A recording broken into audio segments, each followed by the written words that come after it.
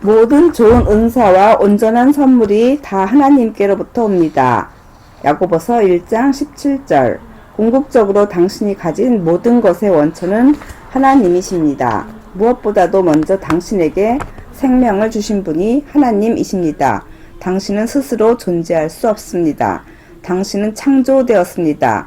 하나님께서 당신을 만드셨고 당신의 인생에서 모든 좋은 것의 원천은 하나님이십니다. 창세기 1장 26절, 야고보서 1장 17절. 사도 바울이 이렇게 썼습니다. 우리가 그를 힘입어 살며 기도하며 존재하느니라. 사도행전 17장 28절. 하나님께서 당신에게 육신의 생명을 주셨을 뿐 아니라 당신의 지혜와 능력의 원천이시기도 합니다.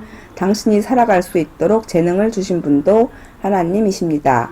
하나님은 또한 역사상 바로 이 시점 가장 번영하는 시대에 당신이 태어나게 하신 분이시기도 합니다. 그러므로 당신이 직장에서 열심히 일하고 있다 할지라도 당신의 재정적 성공의 원천은 여전히 하나님이십니다. 하나님께서 당신의 삶을 축복하지 않으시면 당신은 번영하고 성공할 능력을 가질 수 없습니다.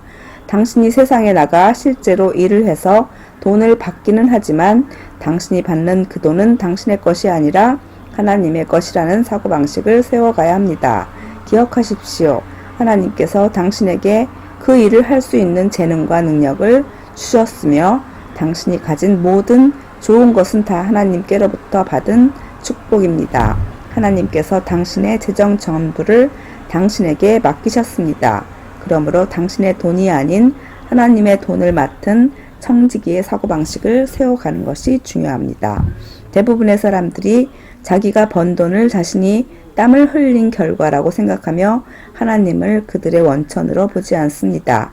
그들은 천국이나 지옥과 같은 영적인 문제와 직업이나 재정과 같은 사적이고 개인적인 문제로 자신의 삶을 구분합니다. 돈에 관해서는 그것이 전적으로 자신들에게 달려있다고 생각합니다. 그 결과 많은 그리스도인들이 재정적으로 어려움을 겪고 있습니다.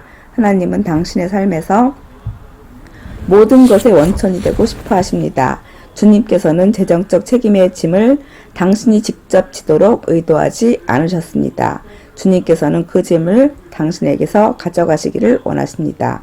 많은 그리스도인들이 하나님이 모든 것의 원천이다 라는 것을 안다고 말은 하지만 그들의 삶을 보면 그 진리를 이해한 것 같지 않습니다. 그것을 삶으로 뒷받침하지 못하기 때문입니다. 한 번은 어떤 집회에 참석했는데 헌금을 인도하는 분이 앞자리에 앉은 사람의 뒷주머니나 지갑에 있는 돈으로 평소 하고 싶었던 만큼 헌금하십시오 라고 말했습니다. 물론 농담이었으므로 아무도 그렇게 하지는 않았지요. 그러나 그가 말하고자 했던 것은 우리가 남의 돈을 쓸 때는 훨씬 더 관대하다는 것이었습니다. 많은 돈을 헌금할 때는 자신의 지갑보다는 다른 사람의 지갑에서 돈을 꺼내는 것이 더 쉬울 것입니다. 돈이 자기 자신의 땀과 눈물을 통해 주어진 것이라고 생각할 때 돈을 더 꽉 붙잡게 됩니다. 그러면 돈에 집착하게 되고 그 돈이 당신의 주인이 됩니다. 그러나 설령 봉급이 당신이 일한 대가라 할지라도 자신을 청지기로 여기고 돈을 하나님의 축복으로 인정한다면 돈이 당신의 삶에서 차지하는 역할은 전적으로 바뀔 것입니다. 돈은 더 이상 당신을 지배하지 못하고 다만 당신의 도구가 될 것입니다. 돈의 소유주에서 돈의 청지기로 바뀌는 이 단순한 사고방식의 변화가 당신에게 엄청난 차이를 가져다 줄 것입니다. 많은 그리스도인들이 영적인 것에 관해서는 그들의 삶을 주님께 확실히 헌신했지만 재정 문제에 관해서는 돈을 자기 소유로 생각합니다. 삶에 여러 가지 압박이 있기에 돈을 자기가 통제해야 된다고 생각하는데 그와 같은 소유권 의식이 오히려 많은 문제들을 야기합니다. 재정에 대해 책임을 지는 첫 번째 단계는 돈이 자신의 것이 아니라는 사고방식을 갖는 것입니다. 돈에 집착하지 말고 이렇게 생각해야 합니다. 나는 하나님께서 나에게 맡기신 것의 청지기다. 하나님께서 나에게 이런 재능과 능력을 복으로 주셨다. 하나님께서 나의 직장을 복으로 주셨다. 하나님께서 나를 역사상 가장 잘 사는 번영의 시대에 번영하는 나라에 살게 하셨다. 나의 모든 자원을 하나님께서 주셨고 지금도 나에게 복을 주고 계신다. 나의 재정이 나에게 달려있지 않으므로 내가 원하는 대로 운영하는 것이 아니며 나는 청직이다. 소유권 의식을 가진 사람들은 결국 모든 것을 자기 힘으로 하려고 합니다. 그러나 청지기는 하나님의 축복을 마음껏 받았습니다. 아브라함이 얼마나 복을 받았는지 보십시오.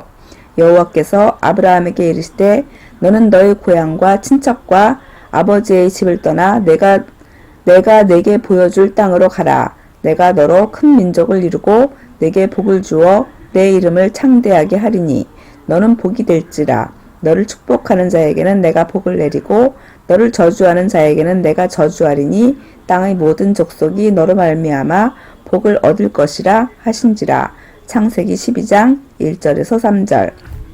하나님께서는 여기서 내가 아브라함에게 복을 주겠다고 말씀하셨고 또 내가 너의 이름을 창대하게 하겠다고 하셨습니다.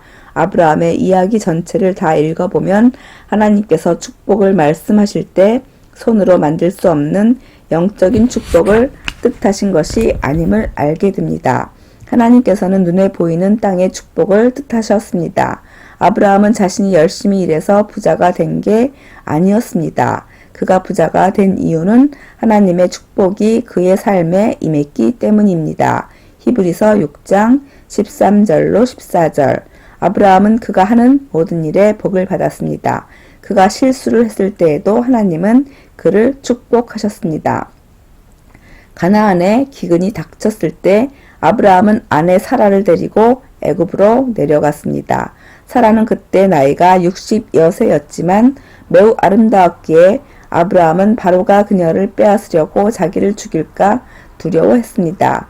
그래서 아브라함은 바로에게 사라가 자기 아내가 아닌 누이라고 거짓말을 했습니다. 그것은 너무나도 잘못된 처사였으며 자기 아내를 위험한 상황에 빠뜨릴 수 있는 행동이었습니다. 아브라함은 자신의 생명을 위해 기꺼이 사라를 희생시키려고 했습니다. 그 결과 하나님께서 사라를 아브라함에게 되돌려 보내시려고 바로의 집에 재앙을 보내므로 개입하셔야만 했습니다. 창세기 12장. 그 이후 30년이 안 되어 아브라함은 똑같은 일을 또 다시 저질렀습니다. 그랄 왕 아비멜렉에게 사라가 자기 누이라고 말한 것이었습니다. 이번에는 하나님께서 아비멜렉의 꿈에 나타나셔서 사라를 되돌려 주라. 그렇지 않으면 내가 죽을 것이다. 라고 말씀하셨습니다. 아비멜렉은 하나님께서 아브라함과 함께 하신 것을 보고 사라를 돌려보내고 아브라함에게 금과 은과 양과 소와 몸종들을 함께 주었습니다. 그리고 아브라함에게 자신의 왕국 내 어디든지 원하는 곳에 거주하라고 했습니다. 두 경우 모두 잘못한 것은 아브라함이었지만 하나님의 축복은 멈추지 않았고 아브라함을 계속 부욕해 했습니다. 창세기 20장. 아브라함은 사업 수완이 좋아 부자가 되었거나 그의 도덕성이 뛰어났기에 하나님께서 보상을 해 주신 것이 아니었습니다. 아브라함이 번영하게 된 것은 그를 복주고 그의 이름을 창대하게 하겠다고 하신 하나님의 약속 때문이었습니다. 그가 받은 복은 아브라함의 공로와 무관했습니다. 그를 부욕해 한 것은 순전히 하나님의 호의였습니다. 그와 마찬가지로 당신의 삶에서 부여와 번영의 원천 역시 당신의 노력이 아닙니다. 하나님의 복을 받아 아브라함이 크게 부자가 되었으므로 아브라함과 그의 조카 롯은 소와 양이 너무 많아 함께 거할 수 없게 되었습니다. 가축들이 너무 많아 한 장소에서 모두 먹일 수 없었으므로 그들의 종들이 목초지를 두고 서로 싸움을 벌이기 시작한 것입니다. 그래서 서로 헤어지지 않으면 안 되었습니다. 이 상황을 보고 아브라함과 롯이 나누는 대화가 그 사실을 잘 보여줍니다. 아브라함이 롯에게 이르되 우리는 한 친족이라 나나 너나 내 목자나 네 목자나 서로 다투게 하지 말자. 내 앞에 온 땅이 있지 아니하냐? 나를 떠나가라. 내가 좌하면 나는 우하고 내가 우하면 나는 좌하리라. 이에 롯이 눈을 들어 요단 지역을 바라본즉 소알까지 온 땅에 물이 넉넉하니 여호와께서 소돔과 고모라를 멸하시기 전이었으므로 여호와의 동산 같고 애굽 땅과 같았더라. 그러므로 롯이 요단 온 지역을 택하고 동으로 옮기니 그들이 서로 떠난지라. 창세기 13장 8절로 11절. 아브라함은 롯을 데리고 언덕 위로 올라가 온 땅을 내려다보았습니다. 땅의 한쪽 편은 물이 넉넉하며 풀이 많은 평원이었고 다른 한쪽은 메마른 땅이었습니다. 그들의 가축이 살아남으려면 풀이 얼마나 많이 필요했을지 생각해 보십시오. 당시에는 소와 양의 사료를 가게에 가서 사올 수가 없었습니다. 그들에게 유일한 먹거리의 원천은 풀밭이었습니다. 그러므로 롯이 물이 넉넉한 땅을 먼저 선택한 것은 놀랄 일이 아닙니다. 이 이야기는 아브라함이 하나님을 그의 원천으로 얼마나 확신했는지를 보여줍니다. 부요와 번영을 위해 자연적 환경과 자신의 노력을 의지하는 사람이라면 자기의 가축을 위해 물이 넉넉한 평지를 절대로 포기하지 않았을 것입니다. 자연 환경을 보고 초원지대를 선택할 것이냐 아니면 사막을 선택할 것이냐를 결정하는 것은 쉬운 일입니다. 그러나 아브라함은 육안으로 보기에 자연 환경이 어떠하든 하나님이 그의 원천임을 알았습니다. 아브라함이 한 말은 이런 뜻이었습니다. 나는 어디로 가든 상관없다. 주님께서 나를 축복하실 테니까. 아브라함이 롯에게 더 좋은 땅을 양보하자마자 하나님께서 그에게 나타나셔서 아브라함이 전에 경험하지 못한 많은 부요와 번영을 약속하십니다. 롯이 아브라함을 떠난 후에 여호와께서 아브라함에게 이르시되 너는 눈을 들어 너 있는 곳에서 북쪽과 남쪽 그리고 동쪽과 서쪽을 바라보라. 보이는 땅을 내가 너와 네 자손에게 주리니 영원히 이르리라. 내가 네 자손이 땅의 티끌 같게 하리니 사람이 땅의 티끌을 능히 셀 수 있을진데 네 자손도 세리라. 너는 일어나 그 땅을 종과 횡으로 두루 다녀보라. 내가 그것을 네게 주리라. 창세기 13장 14절로 17절. 자연의 이치로 볼 때는 사막에서 가축을 먹이는 사람이 푸른 풀이 가득한 초원에서 가축을 먹이는 사람만큼 번영하기란 불가능하지만 하나님께서는 불가능한 것이 없습니다. 누가복음 1장 37절. 하나님의 축복이 아브라함을 부욕해 했고 아브라함은 롯보다 훨씬 더 번영하게 되었습니다. 롯과 아브라함이 헤어진 지 얼마 되지 않았을 때 주변 왕들이 롯이 살던 소돔공을 공격해 사람들을 전부 잡아갔습니다. 아브라함은 조카가 사로잡혀 갔다는 소식을 듣자 전쟁에 대비해 훈련된 종들을 부장시켜 그 왕들을 추격했습니다. 그의 군대는 318명으로 구성되었는데 그것을 볼 때 아브라함이 얼마나 많은 종을 두었는지 알 수 있습니다. 창세기 14장 14절. 아브라함의 군대가 주변 왕들을 쳐부수고 전리품과 함께 사로잡혀 갔던 사람들을 되찾아왔습니다. 소돔 왕은 감사한 나머지 아브라함에게 전리품을 가져가도록 제의했습니다. 소돔 왕이 아브라함에게 이르되 사람은 내게 보내고 물품은 내가 가지라. 창세기 14장 21절. 그 왕은 만일 아브라함이 없었더라면 나라 전체가 사라졌으리라는 것을 인정했습니다. 그 왕이 아브라함에게 제의한 전리품이 얼마나 되는지는 모르지만 오늘날 달러로 환산한다면 수백만 달러에 상당했으리라 생각해도 무리가 없을 것입니다. 아브라함이 5개의 성의 물품과 식량 및 귀중품을 모두 빼앗아 왔으니 전리품의 가치는 어마어마한 돈이었음에 틀림없습니다. 하지만 아브라함은 왕의 제의를 받아들이지 않았습니다. 아브라함이 소돔 왕에게 이르되 천지의 주제이시오 지극히 높으신 하나님의 여호와께 내가 손을 들어 맹세하노니 내 말이 내가 아브라함으로 치부하게 했다 할까 하여 네게 속한 것은 실 한 오락이나 들매끈 한 가닥도 내가 가지지 아니하리라. 오직 젊은이들이 먹은 것과 내가 동행한 아넬과 에스골과 마므레의 분깃을 제할지니 그들이 그 분깃을 가질 것이니라. 창세기 14장 22절로 24절. 아브라함은 소돔 왕으로부터 돈 받기를 철저히 거절했습니다. 왜 그랬을까요? 어느 누구에게도 아브라함이 자기로 인해 부유해졌다고 주장할 만한 근거를 주고 싶지 않았기 때문입니다. 아브라함은 하나님의 축복 때문에 자신이 부유할 수 있음을 알았던 것입니다. 하나님이 부의 원천이라는 강한 확신이 있었기에 정당하게 벌어들였던 수백만 달러에 달하는 전리품을 양보했던 것입니다. 아브라함에게는 많은 소유물이 있었고 그를 위해 일하는 사람들도 많았습니다. 그는 자기 자신의 노력을 통해 부를 벌어들이는 사람으로 보지 않았고 하나님의 축복을 받은 자로 보았던 것입니다. 아브라함이 이러한 확신을 가지게 된 근거는 다음과 같은 하나님의 약속에 있습니다. 내가 네게 복을 주어 내 이름을 창대하게 하리라. 아브라함은 그의 양떼와 소떼를 관리하는 일에 최선을 다해 노력했으며 그를 도와주는 수백 명의 종들이 있었지만 그럼에도 불구하고 그는 계속적으로 하나님을 그의 원천으로 삼았습니다.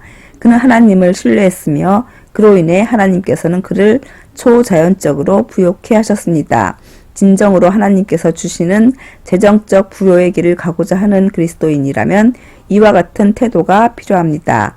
하나님을 우리의 원천으로 삼고 우리가 가진 모든 것은 하나님의 선물이라는 태도를 세워가야 합니다. 지금 당신이 직장과 일터에서 주 40시간 혹은 60시간을 열심히 일하고 있을지도 모릅니다. 하지만 그럼에도 하나님이 우리의 원천이십니다. 하나님께서 당신에게 생명과 건강과 능력을 주셨습니다. 기회의 문들을 여시는 분도 하나님이십니다.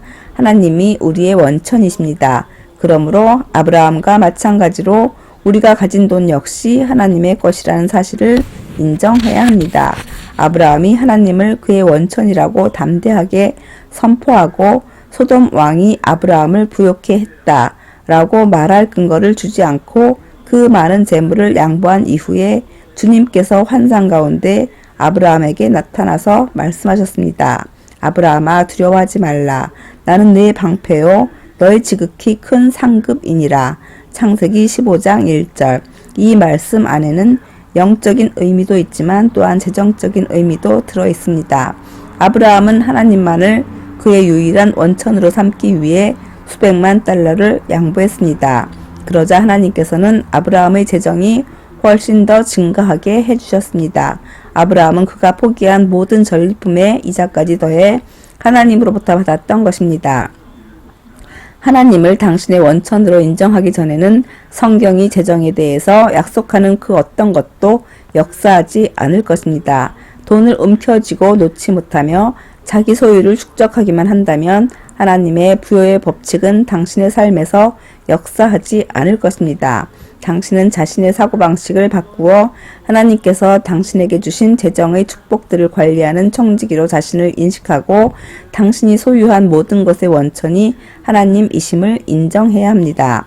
하나님이 아브라함의 원천이셨던 것처럼 분명히 당신의 원천이기도 하십니다. 차이가 있다면 아브라함은 하나님이 그의 원천임을 알았으며 하나님을 신뢰했기에 번영을 누릴 수 있었습니다.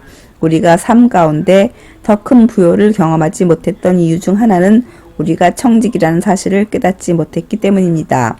우리는 소유한 모든 것을 우리 자신의 땀과 눈물의 결과로 봅니다. 그 때문에 돈에 대해 인색하고 이기적인 태도를 가지는 것입니다. 재정적인 부요가 역사하는 삶으로 들어가기 위한 첫 번째 단계는 재정적인 축복의 원천이 당신 자신이 아니라는 점을 인정하는 것입니다. 하나님을 당신의 원천으로 삼는다는 말은 집에 들어 앉아서 아무 일도 하지 않는다는 뜻이 아닙니다. 일을 해야 합니다. 자신이 일을 한다 할지라도 수입과 증가를 가져다 주시는 분은 하나님이시라는 사실을 인정해야 합니다. 고린도전서 3장 7절. 농작물을 거두기 위해 땅을 갈고 씨를 뿌리는 것은 농부입니다. 그러나 심고 거둠의 자연 법칙을 창조하신 분은 하나님이시고 식물이 자라도록 비와 햇빛 그리고 농사 지을 땅을 주신 분도 하나님이십니다. 농부의 건강도 그 원천은 하나님이십니다. 마찬가지로 하나님의 축복이 당신을 부요하고 번영하게 하며 그 부요와 번영의 기초는 당신 자신을 청지기로 보는